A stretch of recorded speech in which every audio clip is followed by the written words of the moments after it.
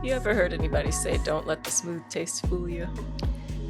Not for me per se, because that normally evokes to me somebody who's graceful, who's quiet, who's demure, and I'm none of those things. But I have heard it about other people. I've actually thought about you with this saying. Oh, really? Yeah, so have you ever had the experience of feeling like don't let the smooth taste fool you? I mean, I would say that there have definitely been times where I've been underestimated. So I think that personality-wise, I tend to be very quiet and unassuming, soft-spoken. So sometimes people do try me. Yeah, and to be honest, and if I'm going to be vulnerable for a moment, that has happened to me before. And not in the ways that you're talking about as far as that. I remember that I was overseeing a meeting. And I was the highest ranking person in the meeting, and we were having some technical difficulties. And so I called IT tech support to get us some help. And I was already trying to troubleshoot because that's my background. So somebody came in thinking that I was the help and then directing me to try to fix the things. And I'm like, no, ma'am, no, sir. Actually, I called you in to help us get this resolved. So that dichotomy of like looking at somebody and making certain assumptions about them without even knowing them, I think is a topic that we're going to have for today. Mm-hmm. I think we're also going to talk about boundaries in this discussion because, to your point, people taking advantage of us sometimes, they think that they can overstep our boundaries, especially if we haven't made sure that we've had them up. Hi, my name is Summer Esquerre. I'm an ICF certified somatic leadership coach and former executive, and welcome to Smart Wellness. And this is Dr. Reba. Hello, I'm a board-certified psychiatrist, functional medicine practitioner, and emotional wellness strategist.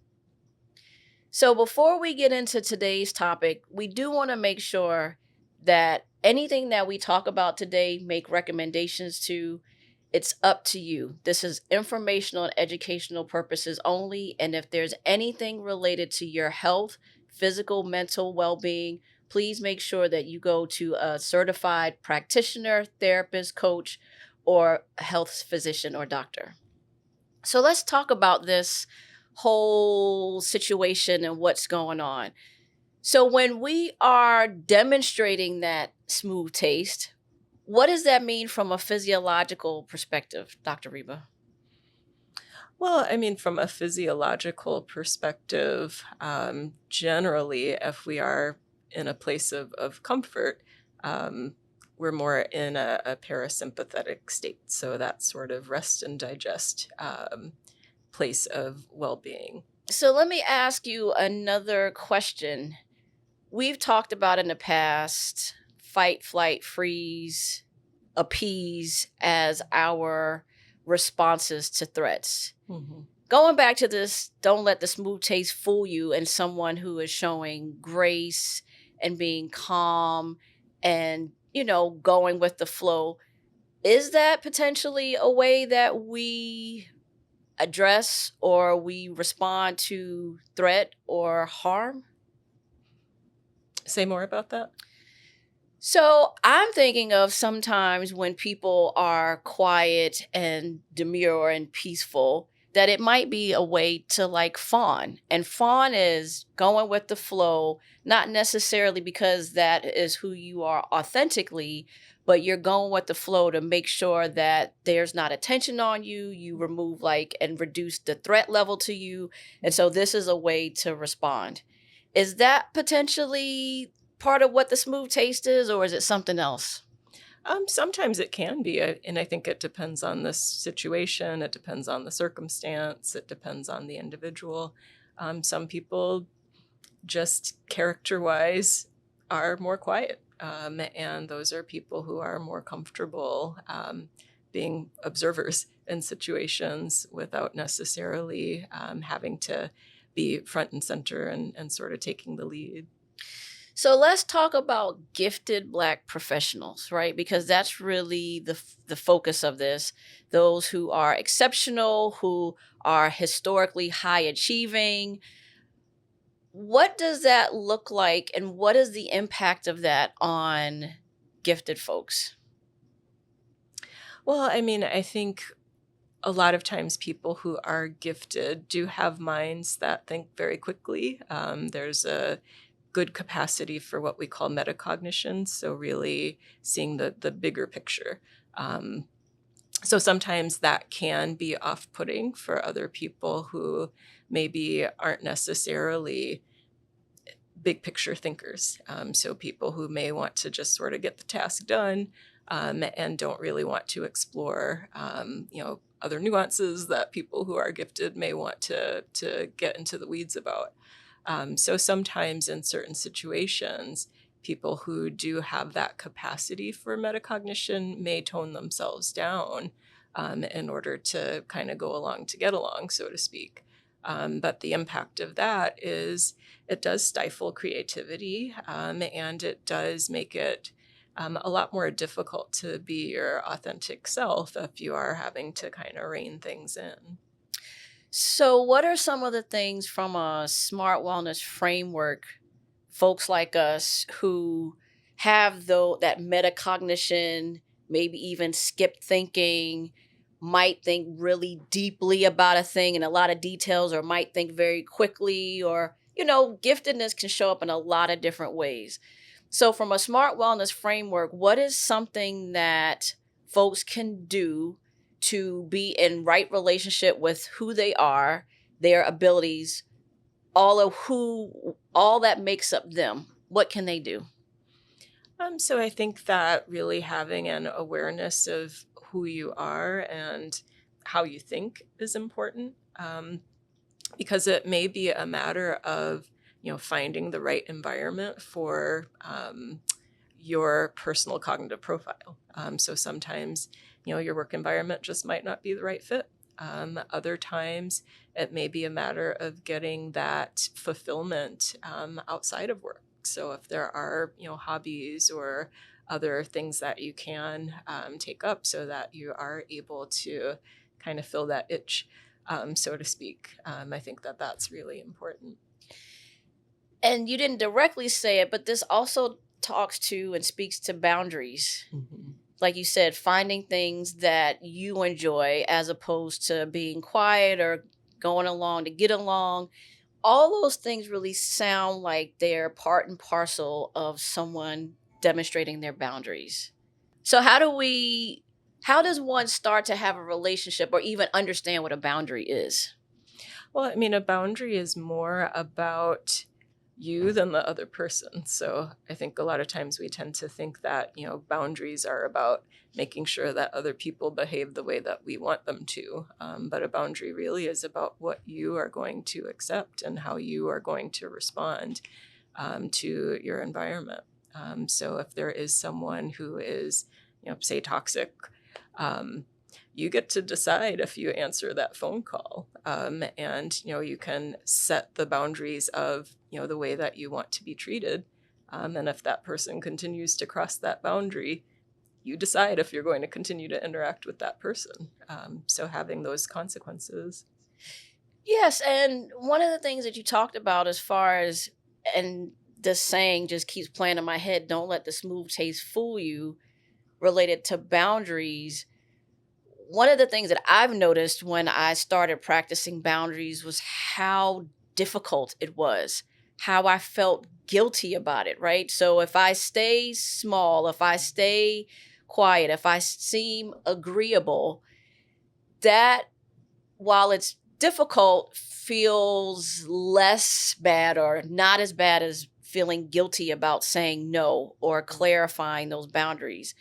So how do we get past, or what do we do with the guilt that inevitably is going to come up when people start practicing their boundaries? Mm-hmm. I mean, I think just being able to recognize that that temporary discomfort is the trade-off for long-term peace. So a lot of times we try to avoid saying no in the moment because it does feel uncomfortable, and we worry about how the other person would respond. But longer term, that yes is always going to come back to collect. So do you want to pay the price now Or do you want to pay the price later is the question you need to ask. So from a somatic perspective, here is an exercise for you to try. And remember, this is small bites, low-hanging fruit. We don't want you putting up huge boundaries and like your life goes crazy. So for the next week, the next 8 days, what we want you to identify is how you feel before responding to a request, before responding to a requirement, before responding to an ask. So for example, I can ask Dr. Reba right now, hey, could you get up and get me a glass of water? And she would practice spending just 5 seconds in her body feeling, do I want to do that? Do I not want to do that? Do I feel obligated to do that? Do I not? And really feel her response before she gives it to me. And that response could be no. That response could be yes. That response could be, I can't do it now, but I can get it for you later, or some other kind of response. So we invite you to just take 5 seconds to really feel into how you wish to reply. And ultimately, if you do reply in a way that's not aligned to how you feel, just sit with it and spend some time with it. So the other piece of this is, in addition to waiting the 5 seconds, each evening, jot down how you felt after you gave the response. No judgment, really just how you felt. And then take the time after the 8 days to review what you noticed.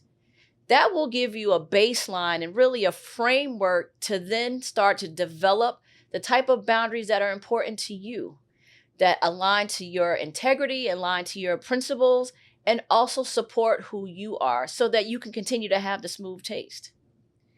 Are there any other thoughts that you have, Dr. Reba, on boundaries and presentation? Anything that we should know from a medical perspective or from the SMART framework? Well, I think those are really great suggestions that you gave. And I think it's important to know that we get to choose how we show up in the world.